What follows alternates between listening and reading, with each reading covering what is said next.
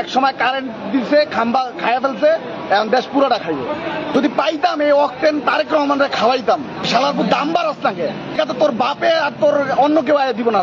দল ফালাইতে যায়, কৃষক কার্ড, ফ্যামিলি কার্ড, এই কার্ড সেই কার্ড। শালা একটা বুয়া বাটপার। আবার লাস্টে কি কইলো, আমার অতীতের ভুল ক্ষমা করে দেন। ওর 111 এর থেকেও খারাপ অবস্থা হওয়ার দরকার ছিল। ফলের লেগে ক্ষমতায় বসাইছে, কৃষক কার্ড, এই কার্ডের লেগে। আর শালারপুর যে মানুষের মৌলিক চাহিদা ওটা সমাধান কর। আমরাই তো দিমু। 130 টাকা অক্টেন ছিল না হাসিনারা বলে, 35 ছিল না, এখন বাড়াইতে সমস্যা কি? এক মাসের মধ্যে তো 50,000 কোটি টাকা অন্তত পক্ষে খায়া লাইছে ঋণ।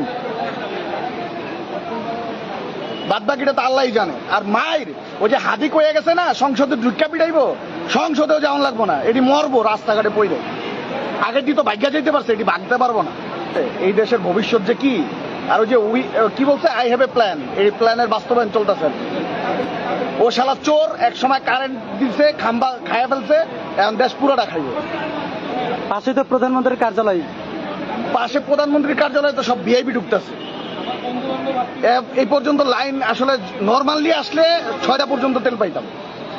এত ভিআইপি যদি থাকে তাহলে নারায়ণগঞ্জ পাম্পে যে তেল নিয়ে আসবো ভিআইপিরা। আর লজ্জা শরম সরকারি লোকের ন্যূনতম নাই, বিশেষ করে তারেক রহমানের তো নাই। ওই যে দেখেন না, সংসদে বক্তব্য দিতে যাই ভুলভাল কয়, 8 পাস তো, এর বেশি মেয়েটা খাটে না তো তার। এই শালার পুতকে পরিণতি হইব যে লন্ডন আবার যাইবো আর কি। আর যে কিছু কমু যদি পাইতাম, এই অক্টেন তারেক রহমানরে খাওয়াইতাম।